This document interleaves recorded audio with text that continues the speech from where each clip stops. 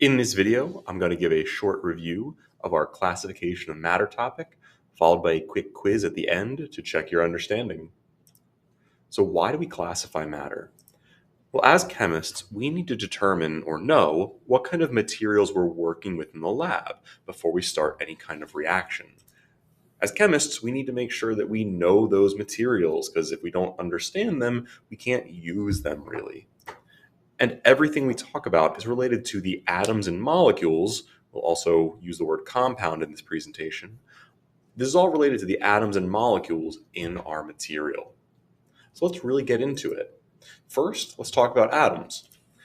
The smallest piece of anything is an atom, and each atom is a type of element, which is the purest form of matter. So if we chop something up into the smallest possible piece of it, we'll have an atom. But very specifically, if we look at something like the element sodium, every single piece of sodium, the smallest piece, the atom, is the same type. They are all just atoms of sodium. Looking at a different element, this greenish gas, this is the element chlorine. So if we were to look at the smallest piece of that gas, we would see an atom of chlorine. Notice how these two atoms at the bottom, this sodium over here on the left and this chlorine over here on the right, they are the same type. The sodium is one kind of atom and the chlorine is a different type of atom. Let's compare that to a compound. Compounds are combinations of atoms from different elements, and they have different properties than the elements that make them up. So for instance, if we look at something like table salt, this compound is called sodium chloride, and that's actually a combination of the two types of atoms we see on the left. When we add a sodium atom to a chlorine atom, we get the compound sodium chloride. It's still one thing, it's still one ingredient, but it is a compound, a combination of sodium and chlorine. And really, we could say, although it would be slightly incorrect, that this would be a molecule, this compound of sodium and chlorine, this combination of two atoms. We would say this is a molecule of salt, although, like I said, that's a little bit misleading.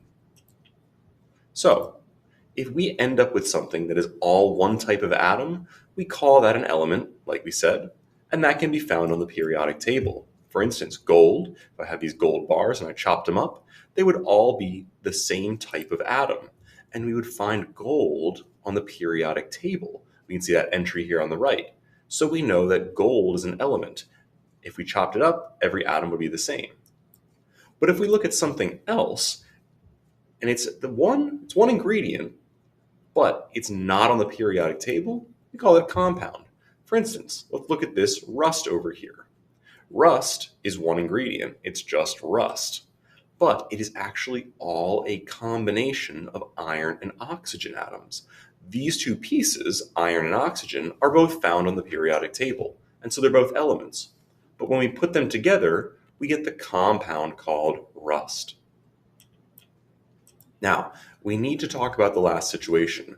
What if the thing we're dealing with, our material, has multiple ingredients? If we look at something like whole milk, we could simplify it and say that it has three ingredients: water, fat, and protein. And we would call this whole milk a homogeneous mixture because the different parts of the mixture are not visible. Homogeneous really meaning for us that it looks the same. The different parts are not visible. We can't see those different ingredients. If I were to look at this milk under a microscope, say, and I could see the different atoms, you would see that we can see the different ingredients. We might see the water in blue, the proteins in that light yellow, and the fat in that dark gray. We can see that there are different atoms, but because they're very well mixed, they're kind of all over the place and well mixed, we can't see them on the large scale in our glass of milk, so they're not visible. Let's contrast that with something like this fruit salad. We'll simplify things and say it has three ingredients: pineapple, strawberry, and blueberry. But because we can see the different parts, we call this a heterogeneous mixture because the different parts are visible. Heterogeneous meaning we can see the different parts, or it's different throughout. So if we looked at this, say, if we could zoom in and see the atoms, we would see that there are these chunks of atoms of all the same type. So we kind of see the strawberries in red, the pineapple in yellow, and maybe the blueberries in blue. Because they form these pockets, these different sections, this would be a heterogeneous mixture. They're not very well mixed, just like in the fruit salad, so we can see the different parts. All right, let's test our understanding with a quick quiz. So for our first material, we're going to be looking at chocolate chip cookies. And a simplified ingredient list would be that these have flour, sugar, eggs, butter, and chocolate chips. Using your flow chart and possibly your periodic table, first decide, is this a pure material or a mixture? Next, is this material homogeneous or heterogeneous? Go ahead and type in your answer. All right, let's move on to material number 2. Material number 2, in a similar vein, is going to be sugar cookies. The ingredients of sugar cookies are flour, sugar, eggs, and butter. Same ingredients as before, just no chocolate chips. First, using your flow chart, is this a pure material or mixture? Go ahead and select your answer.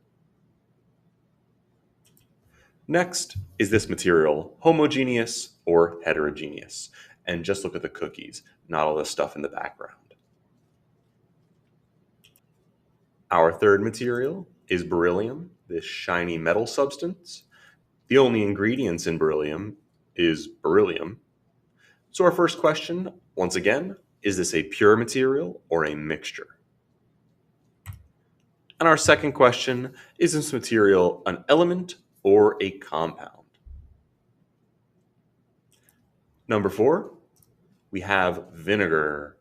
So with this bottle of vinegar, we have 2 ingredients, water and acetic acid. And notice we're only referring to the liquid inside the container, not the container itself. So first, is this a pure material or a mixture? And second, is this material homogeneous or heterogeneous? Once again, only focus on the material in the container, not the container itself, not the label, not the bottle. All right, and our last material, we have quartz. You might have seen these crystals before. Quartz only has 1 ingredient, silicon dioxide. So first, is quartz a pure material or a mixture? And second, is this material an element or a compound? And that's going to be it for the quiz. Hope this helped you understand classification of matter a little bit better.